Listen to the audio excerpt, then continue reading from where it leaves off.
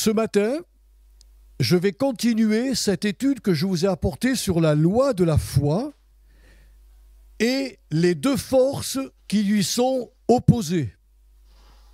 Le premier message, je vous l'ai prêché il y a quelques semaines, et je vous ai parlé que la foi qui a été transmise par la prédication, par l'enseignement, par le témoignage de l'Évangile, cette foi-là possède en elle-même une loi. C'est la lettre aux Romains au chapitre 3, il parlera de la loi de la foi. Vous vous rendez compte ? La foi transmise par la parole de Dieu porte en elle une loi. Et cette loi, en réalité, cette loi va inciter les chrétiens à vivre non dans l'autarcie. Alors, je vous avais expliqué que le mot autarcie englobe deux sens, le mot indépendance et le mot autosuffisance. C'est pas pour vivre dans l'autarcie. Les chrétiens se trompent quand ils pensent cela. Les chrétiens, je peux vous le dire, mes frères et sœurs, dans la grande majorité, ont une idée fausse de l'Église. J'ai soulevé ce problème un jeudi soir.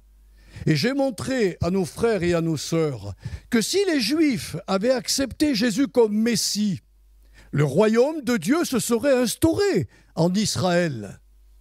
Et l'Église n'aurait pas eu besoin d'exister. Nous serions tous rentrés dans ce royaume. Comme Israël a échoué, le royaume a été repoussé jusqu'au retour de Jésus-Christ. Quand il posera son pied sur le mont des Oliviers, ce jour-là, il instaurera son règne de 1000 ans sur la terre. Et je me suis dit, Seigneur, mais alors, si on peut rentrer dans le royaume, mais ne pas avoir le royaume tout de suite à notre disposition, comment un chrétien va-t-il se préparer pour régner avec toi? Parce que la Bible est formelle, hein? Et il sauve des hommes et des femmes afin de régner un jour avec lui dans son royaume terrestre et céleste. Le Seigneur m'a montré que l'Église était ce lieu de rencontre. Si vous préférez, moi j'aime bien l'appeler ce lieu de formation. C'est un lieu de commémoration, comme on l'a chanté ce matin, mais c'est un lieu qui organise le chrétien en véritable disciple et le forme pour sa future mission quand Jésus reviendra, c'est-à-dire de régner. Beaucoup de chrétiens ignorent ça. Et pourtant, c'est la réalité. Donc l'Église n'a pas été inventée par les apôtres. C'est le Saint-Esprit qui l'a créée sur la volonté de Jésus qui avait dit « Je bâtirai mon Église ». Donc, cette loi de la foi ne va pas me pousser à vivre dans l'autarcie, mais dans la dépendance du Saint-Esprit pour recevoir ici-bas, et vivre le vouloir et le faire divin qui est identique à la justice de la loi dont parle Paul dans Romains 8, verset 4. Ou plus exactement, si on veut que vous compreniez mieux les choses, Dieu a préparé des œuvres afin que nous les pratiquions. Et ces œuvres sont en tout point d'accord avec la loi de la foi.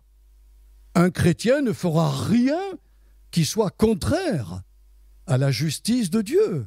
Aujourd'hui, je me propose de vous parler de la première force qui s'oppose à la mise en œuvre de cette loi de la foi et que la Bible appelle l'incrédulité. Et vous allez voir, au travers de ce que je vais vous apporter ce matin, ce qu'est l'incrédulité et combien, pardonnez-moi de vous le dire, parce que je suis englobé dans le même bateau que vous, combien si souvent nous nous trouvons nuls devant la parole de Dieu. Alors on va faire une petite lecture dans Marc 16, versets 9 à 14, et ensuite, je vais vous parler de cette incrédulité. Marc 16, verset 9, Jésus étant ressuscité le matin du premier jour de la semaine, apparut d'abord à Marie de Magdala, de laquelle il avait chassé 7 démons. Elle alla emporter la nouvelle à ceux qui avaient été avec lui et qui s'affligeaient et pleuraient. Quand ils entendirent qu'il vivait et qu'elle l'avait vu, ils ne le crurent point. Après cela, il apparut sous une autre forme à 2 d'entre eux qui étaient sur le chemin pour aller à la campagne. Ce sont nos braves disciples d'Emmaüs. Ils revinrent l'annoncer aux autres, qui ne les crurent pas non plus. Enfin, il apparut aux 11 pendant qu'ils étaient à table, et il écoutez bien, frères et sœurs, il leur reprocha leur incrédulité et la dureté de leur cœur, parce qu'ils n'avaient pas cru ceux qu'il avait vus ressusciter. La dureté de leur cœur, c'est de l'obstination à ne pas croire ce que Jésus, ce que Dieu et ce que le Saint-Esprit nous ont dit dans la Bible. C'est tout simplement cela. Et je vais vous le développer. C'est la première fois que les disciples entendirent leur Seigneur prononcer des paroles hostiles à leur manière d'être. Parce que quand il est rentré dans la maison, pendant qu'ils étaient à table, ils avaient tout fermé, ils avaient tout barricadé par peur d'être eux-mêmes arrêtés et jugés. Et le Seigneur leur fit un reproche. Il y avait une attitude négative que les apôtres avaient adoptée en refusant, ou plutôt en étant obstinés dans leurs pensées. C'est pas possible. C'est pas possible, il n'est pas sorti du tombeau. Mais il avait passé tous ces 3 ans à leur dire qu'il allait mourir, qu'il allait être jugé injustement, qu'il allait mourir et qu'il allait ressusciter. Et oui.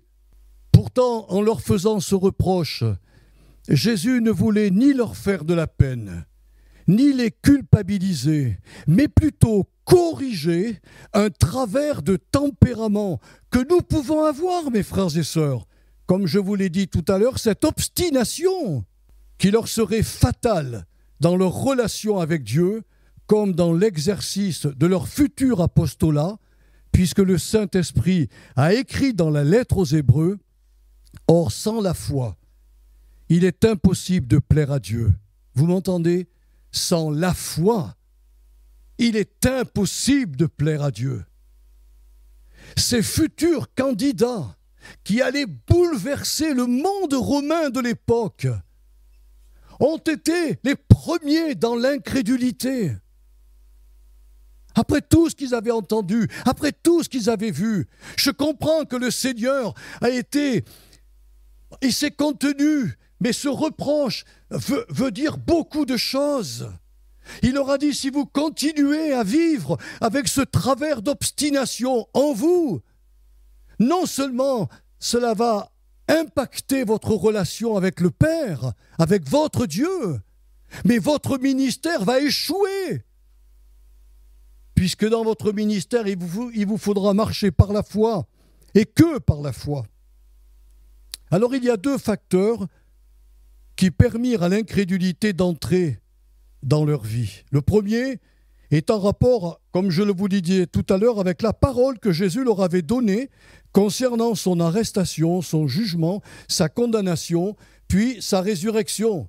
Les disciples avaient donc bien entendu avec leurs oreilles physiques, mais sans vraiment l'écouter avec leurs oreilles spirituelles, d'où leur refus volontaire de croire les 6 témoins qui sont venus à eux leur disant « Il est ressuscité ». Ils ont entendu comme nous entendons avec nos oreilles physiques. Mais ce que le Saint-Esprit veut nous faire comprendre au sein de l'Église et jusqu'au jour de son retour, c'est qu'on a des oreilles spirituelles. Et que lorsqu'il va poser son pied sur le mont Sion, ça sera trop tard pour nous. Tout sera terminé. Ce que je n'ai pas réussi à faire sur la terre par incrédulité, je l'aurais pas fait. Et le Seigneur m'en demandera des comptes. C'est pour avoir cette mauvaise image de l'Église que beaucoup de chrétiens sortent des assemblées, vont à droite, vont à gauche, se réunissent dans un petit club et tout. Mais où sont les ministères d'enseignement, de docteurs? Où sont les apôtres, les prophètes qui forment le peuple? Nous sommes des formateurs. Je ne suis qu'un formateur. Je rendrai compte de mon programme de formation devant Dieu. Et le second facteur provient du choc émotionnel que tous les disciples et futurs apôtres, disons, subirent par la mort de Jésus, par sa crucifixion, parce que là, ils se sont dit, nous sommes vraiment, mais vraiment, des orphelins. Et alors la peur panique s'est emparée d'eux et ils se sont barricadés dans une maison par crainte, comme je vous l'ai dit tout à l'heure, d'être arrêtés, puis traînés devant un tribunal juif et condamnés. Alors quelle est la définition exacte, j'aime bien les mots, de l'incrédulité? Si tu peux me mettre Hébreux 3, versets 18 à 19, on va le lire, c'est direct, c'est clair, c'est sans ambiguïté. Mon commentaire sera tellement pauvre à côté de ce qu'on va lire. Et à qui Dieu jura-t-il qu'il n'entrerait pas dans son repos, sinon à ceux qui avaient désobéi? Aussi voyons-nous qu'ils ne purent y rentrer à cause de leur incrédulité. Ce passage de la lettre aux Hébreux nous montre très clairement que l'incrédulité n'est ni une absence totale de foi, parce que là, il parle des Juifs qui entendirent le témoignage des 12 espions qui avaient été voir le pays promis. C'était le peuple de Dieu avec leur foi. Et là, Dieu leur dit, par Josué et Caleb, c'est bon, vous pouvez y rentrer, c'est un pays où coule le lait et le miel. Oui, il y a des obstacles, d'accord, mais Dieu s'est chargé de la couverture que ces gens avaient par rapport aux démons.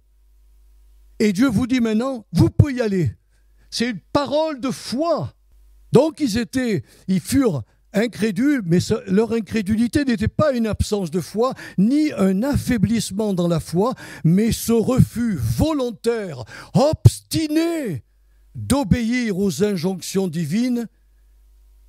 Et là, ils ont comprimé la volonté de Dieu, ils l'ont bloqué, et cela a déplu vraiment au Seigneur.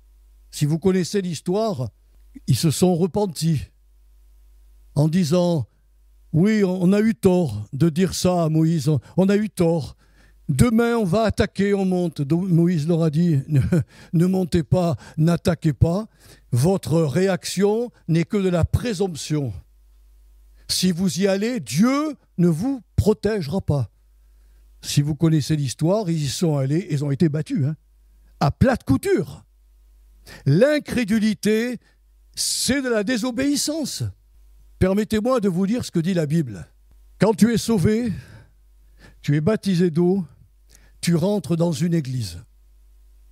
Tu l'as choisi, tu rentres dans une communauté. Et là, tu vas être formé. Tu peux très très bien bloquer la pensée de Dieu par obstination. L'apôtre Paul dira dans les Romains, priez sans cesse. C'est une injonction, frères et sœurs. Une injonction, c'est un impératif, c'est un appel à obéir à Dieu. Combien de chrétiens dans nos églises répondent à cette injonction? L'incrédulité est partout. Elle nous touche dans tous les domaines. Ceci me fait penser au roi Saül. Vous le connaissez, le premier roi Saül, premier roi d'Israël. Lui aussi avait bien entendu avec ses oreilles physiques les ordres de Samuel de détruire tous les Amalécites avec leur roi et d'attendre son retour pour offrir à Dieu le sacrifice. Mais Saül n'a fait qu'entendre avec ses oreilles physiques, mais avec les oreilles de son cœur, il a dit « Je fais ce que je veux ». Il a gardé le roi ennemi et il a gardé le meilleur des troupeaux, alors que Dieu lui avait dit « Tu passes tout par le fil de l'épée ». Et il s'est permis d'offrir le sacrifice sur l'autel, chose qui était réservée qu'à Samuel. Il n'avait vraiment pas écouté le Seigneur avec ses oreilles spirituelles, d'où les conséquences terribles qui en découlèrent, puisque Saül perdit à la fois l'estime de son Dieu et il perdit la royauté. Ces histoires ne sont pas rapportées dans la Bible pour salir le roi Saül. Elles sont là pour nous dire, attention, peuple de la Nouvelle Alliance, vous êtes comme les Israélites, vous avez un cœur, vous avez des pensées, vous avez des ennemis spirituels. Et l'incrédulité ne vient pas du diable. L'incrédulité, c'est un travers caractériel qui s'attache à beaucoup de personnalités, surtout celles qui sont des personnalités fortes. C'est très rare de leur faire plier le genou.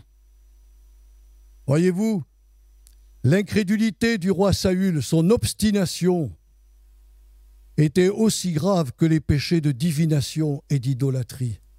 Oui, la loi de la foi, elle existe.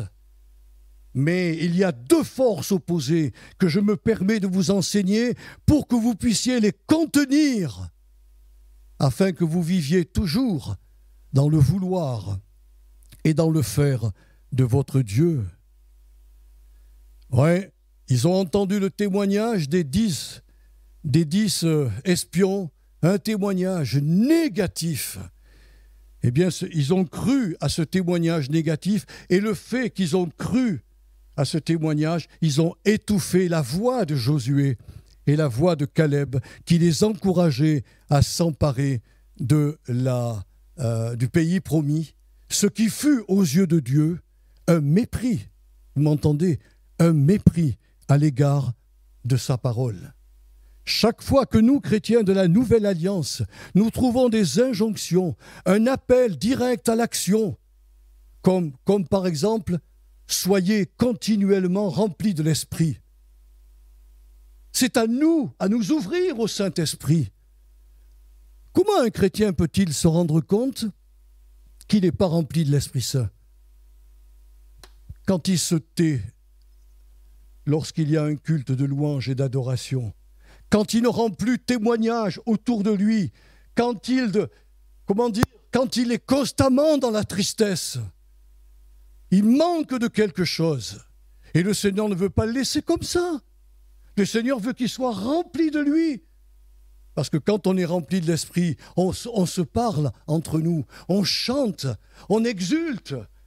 On offre à notre Seigneur, et peu importe notre tempérament, on lui offre le meilleur de nous-mêmes. La Sainte Bible déclare positivement que l'incrédulité déplaît fortement à Dieu, puisqu'elle a poussé les gens du monde à comprimer sa propre volonté, révélée dans la nature. Dans Jean, il a écrit « Cette parole était dans le monde a été fait par elle, et le monde ne l'a point connue. » Dieu s'est révélé aux païens, dira l'apôtre Paul dans Romains 1, versets 18 à 20. Il dira que tout ce qu'on peut connaître de Dieu a été révélé dans la nature. Il va rajouter un mot. Ils sont donc inexcusables. Parce qu'ayant connu Dieu, ils ont comprimé sa révélation et ne lui ont pas offert un culte de louange et d'adoration. Ils furent incrédules. Cette force aussi d'incrédulité a également poussé le peuple juif du temps de Jésus à ne point le reconnaître comme leur Messie. D'ailleurs, ils s'obstinent encore à ne pas le recevoir comme leur Messie. Un jour viendra où les choses seront différentes. Voilà ce qu'a écrit Jean dans son évangile, chapitre 1, versets 10 à 11. « Elle est aussi venue chez les siens, c'est-à-dire chez les Juifs, et les siens ne l'ont point reçue. Il rajoutera un verset plus loin, mais à ceux qui l'ont reçu, je pense qu'on en fait partie, c'est ça, à ceux qui l'ont reçu, elle a donné cette parole faite chair, le pouvoir de devenir enfant de Dieu. Vous avez cru à la parole faite chair qu'est Jésus? Oui, vous y avez cru. Mais moi je le dis, je crois. Alors, elle a eu un effet dans ma vie, je suis né de nouveau. Je ne suis plus la même personne. Il m'a changé. Et cette même force incrédule, malheureusement, pousse aussi de nombreux chrétiens de la Nouvelle Alliance à se détourner du Dieu vivant. C'est écrit dans Hébreux 3, verset 12. Prenez garde, mes frères et mes sœurs, que quelqu'un de vous n'ait un cœur mauvais et incrédule, au point de se détourner du Dieu vivant. Vous comprenez pourquoi le Seigneur, quand il est remonté au ciel, que les apôtres lui ont dit, mais enfin, Seigneur, si tu vas sur ton trône, mais ici-bas, on va être tout seul. Non, non, non, non, non. Il a dit, je vais vous envoyer un autre consolateur. Il est identique à moi. Il parlera comme moi. Il vous donnera tout ce que j'ai en moi pour qu'il vous le retransmette à toutes les églises. C'est le Paraclétos. Ce Saint-Esprit a pour mission de convaincre. Alors si vous faites du grec, c'est bien. Si vous n'en faites pas, je vais vous donner la signification du verbe convaincre. C'est créer dans le cœur d'un être humain, chez ceux qui ne croient pas encore, qu'ils se trompent. C'est créer une évidence que la personne qui écoute l'Évangile et ne croit pas, elle se trompe. Elle est dans l'erreur. Et quand il y a cette conviction, je l'ai reçue, et certainement vous aussi, alors on court vers notre Sauveur et on le prend comme le Seigneur de notre vie. L'incrédulité prend parfois aussi la forme d'une méfiance envers le Seigneur Jésus, comme nous le voyons dans l'attitude des gens de Nazareth qui ne croyaient pas en Jésus parce qu'il était un personnage ordinaire. On pourrait dire aujourd'hui un chrétien lambda. C'est quelqu'un d'ordinaire. Voilà. Vous savez quel était leur raisonnement? Il n'est pas possible que ça soit lui le Messie promis. On le voit tous les jours, là, avec son père. Et quand son père est mort, on l'a appelé le fils du charpentier. Et nous le côtoyons tous les jours. Dans la tête des Juifs, le Messie, c'était un super-héros. C'est quelqu'un qui allait arriver, peut-être avec des vêtements particuliers, mais avec une autorité pour chasser les Romains, pour monter sur le trône. Enfin, ils avaient cru à cela, parce que les prophètes avaient bien annoncé la venue du Messie. Mais lisez Ésaïe 53, c'est un Messie souffrant. C'est un Messie qui se donne, c'est un Messie qui paye les péchés, c'est un Messie qui rachète le monde entier et qui offre à quiconque ose croire en son sang précieux le pardon éternel et la vie éternelle. C'est incroyable. Et en agissant ainsi, en considérant le Seigneur Jésus comme un simple croyant juif, il se privait de ses enseignements bénis et de sa puissance miraculeuse. Le texte dira, et il ne put faire ici aucun miracle à cause de leur incrédulité. Oui, oui. La méfiance, est-ce que Jésus est vraiment le seul chemin? Peut-être qu'il y en a d'autres. Moi, j'ai quelqu'un qui me l'a dit, personne que j'aime profondément, mais elle m'a dit, tu vois, Joël, pour moi, je vois toutes les religions un peu comme une montagne. Voilà, les chemins partout, ça monte, et en haut, toutes les religions se retrouvent ensemble. Alléluia, youpi, c'est super. Ils vont rentrer, on ira tous au paradis. Mais si c'est vrai qu'il est le seul chemin, la seule vérité et la seule vie. Je ne peux pas garder le salut que j'ai pour moi tout seul. Je dois le répandre autour de moi. Je dois demander au Saint-Esprit qu'il fasse les circonstances. N'est-ce pas, après avoir réalisé que sa perplexité envers Jésus-Christ bloquait la puissance de guérison, que le père de l'enfant épileptique s'écria « Je crois, mais viens au secours de mon incrédulité », voulant ainsi se débarrasser au plus vite de cette maladie caractérielle qui constituait le principal obstacle à la délivrance de son fils. Que nous, chrétiens, nous mettions un grand coup de balai à l'incrédulité, pour que nous grandissions, pour que nous portions des fruits, pour que notre Père soit heureux, pour que des résultats dans nos vies, dans nos familles, soient des vrais résultats de Dieu. Aujourd'hui, il y a des gens qui disent « Oh là là, oh là, le cœur de l'homme au XXIe siècle, il est, mais alors, irrécupérable. Hein. Oh là là, oh, j'aurais mieux fait de vivre 3 siècles ou 4 siècles avant. Hein. Mais le cœur des hommes était le même il y a 4 siècles. Ce qui les a changés, c'est la présence du Saint-Esprit. C'est la conviction du Saint-Esprit. Je me souviens d'avoir lu un livre sur les réveils religieux, où cet homme de Dieu, à l'époque, il était un homme rempli de l'Esprit Saint, et puis il avait une mission spéciale. Il rentre dans une usine où le patron était chrétien. Tous les employés sont venus entendre la parole de Dieu. Et quand il prêchait, les gens tombaient par terre, pleuraient sur leurs péchés. Quand notre ami Scott est arrivé au Havre, là, pour la première fois que les évangélistes sont arrivés en France, au Havre, les bars fermés, les soirées mondaines où on allait, ça fermait parce que les gens étaient à l'église. Ils pleuraient sur leurs péchés et la grâce de Dieu les nettoyait, les purifiait. Oh, que Dieu nous aide à reconnaître, à revivre ces choses.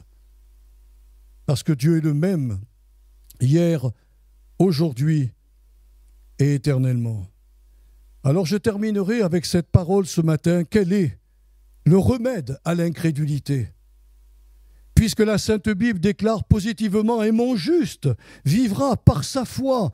Mais s'il se retire de cette vie par la foi, mon âme ne prend pas plaisir en lui. » Il doit donc exister un ou plusieurs conseils divins qui puissent bloquer l'influence de l'incrédulité dans le cœur des chrétiens. Et j'ai trouvé, effectivement, dans la parole de Dieu, le conseil divin pour non seulement bloquer toutes les formes d'incrédulité, mais pour permettre au Saint-Esprit de nous remplir jusqu'à déborder.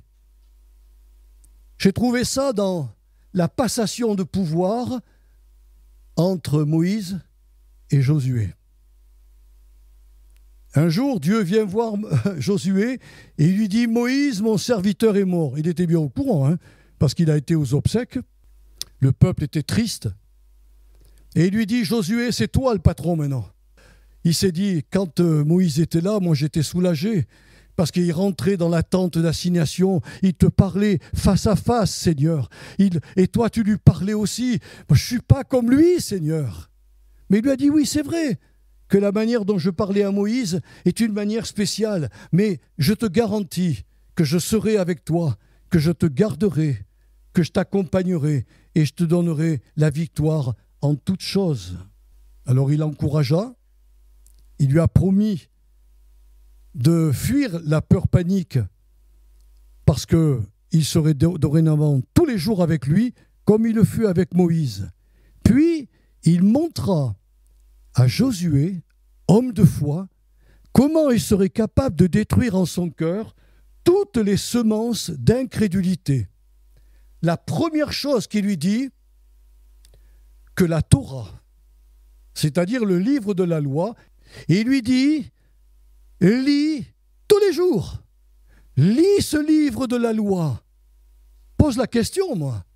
Et frères et sœurs, avant d'aller au travail, avant d'aller dans vos activités, vous lisez la Bible? Aujourd'hui, ça s'est perdu, hein? Il faut le reconnaître. On vient même à l'église sans Bible.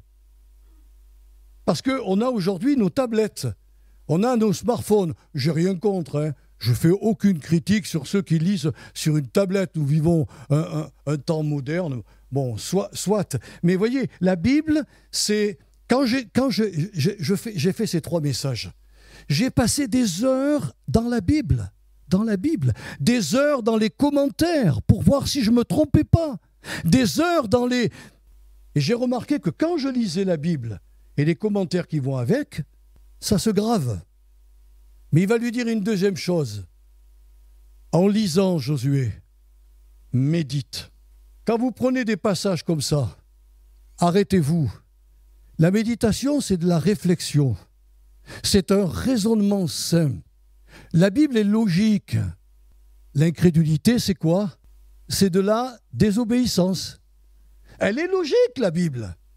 Alors si vous prenez le verbe obéir et le verbe incrédule, ils sont totalement différents. Mais là, le Saint-Esprit a voulu qu'on sache que l'incrédulité, c'est ni plus ni moins que désobéir à Dieu, à ce qu'il nous dit dans sa parole. Alors quand je ne connais pas sa parole, il est évident que je suis mis sous le couvert de l'ignorance. Mais faut-il que je reste dans l'ignorance pour que Dieu m'apprécie?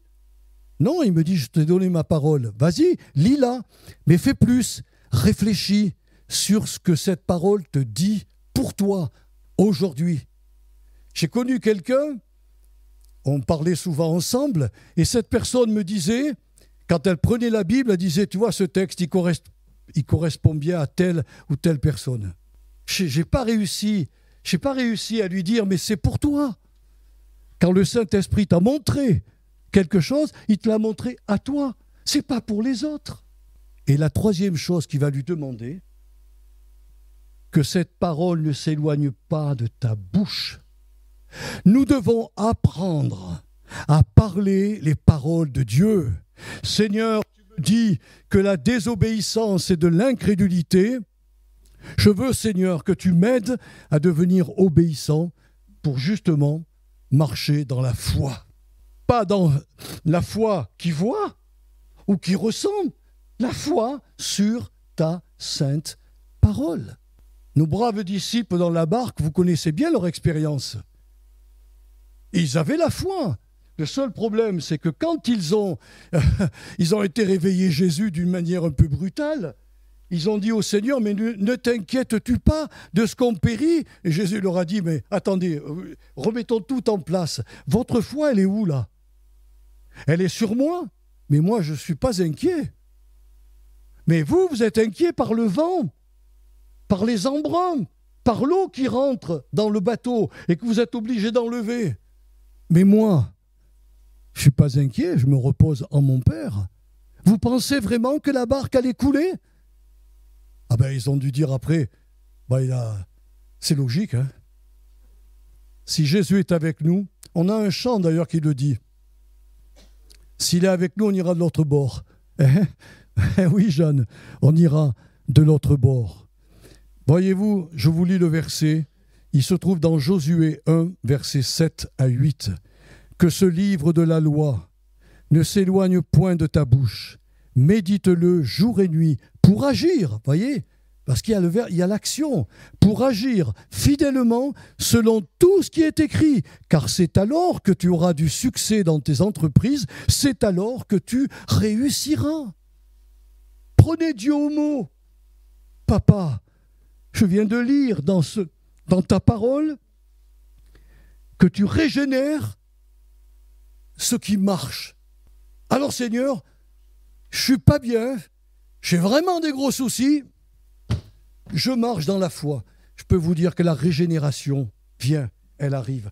Pourquoi? Parce que cette personne croit Dieu sur parole et parle la parole de Dieu. Voilà ce que je voulais vous dire au sujet de l'incrédulité. Cette force habite en vous, elle habite en moi, elle est dans nos caractères. Nous pouvons la maintenir, peut-être pas la détruire. Je ne veux pas être aussi catégorique, mais au moins l'empêcher de venir en nous de nous faire croire d'autre chose que ce que dit la Bible. Quand la Bible dit de rester ensemble, parce que les temps sont mauvais, on le fait ou on ne le fait pas? Si on le fait, on va être protégé. Si on ne le fait pas, on va être éparpillé. Et puis vous savez comment fait le berger quand il voit qu'une brebis se sont égarées, il la cherche.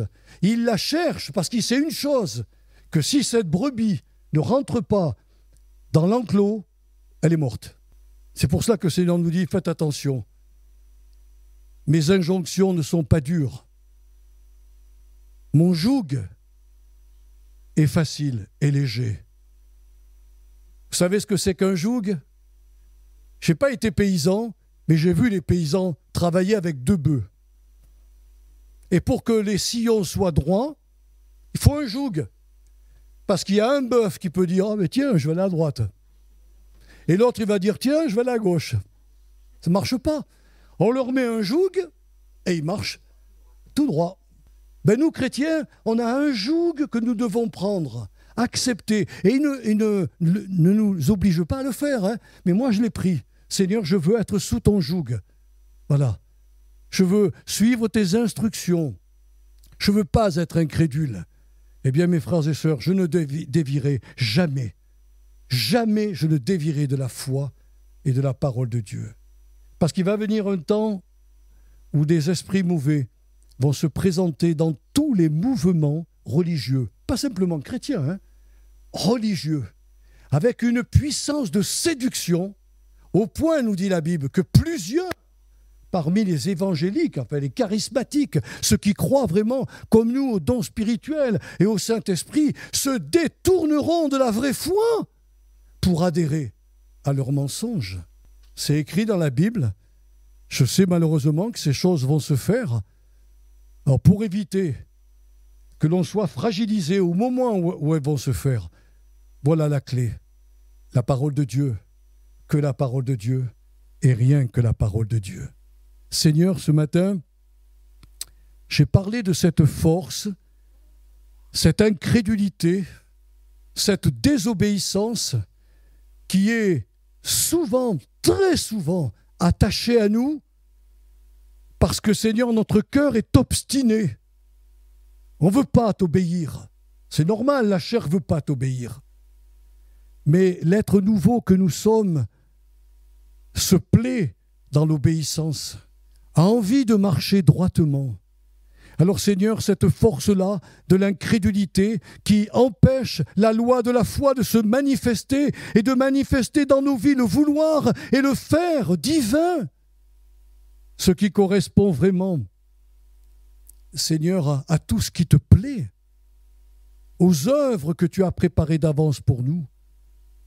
Seigneur, notre incrédulité peut nous empêcher justement de remplir cette mission et d'être préparés pour le jour où, Seigneur, tu viendras régner et que tu nous incluras dans ton règne. Alors je pense vraiment que l'Église est un lieu de formation, de remémoration bien sûr, mais de formation, où on équipe le chrétien en disciple, où on lui donne toutes les armes pour ne pas se laisser piéger par Satan, par les démons, pour marcher avec leur Dieu le peu de temps que nous restons sur cette terre et être formés comme un prince, comme une princesse appelée à régner sur terre avec toi et au ciel plus tard. Seigneur, touche le cœur de mes sœurs, de mes frères. Seigneur, merci parce qu'on ne donne pas une nourriture comme cela. Ta parole ne va pas retourner à toi sans avoir accompli son effet dans les cœurs de ce matin, de ceux qui ont entendu, de ceux qui écouteront sur le net, de tous ceux qui se nourriront de ce message. Tu vas leur parler, Seigneur. Alors, à toi la gloire, à toi l'honneur. Soyez tous puissamment bénis par le Saint-Esprit. Et que la compréhension de ce qu'on vient de dire ce matin passe par vos oreilles spirituelles et pas simplement par vos oreilles physiques. Soyez tous bénis, mes sœurs et mes frères en Jésus. Amen.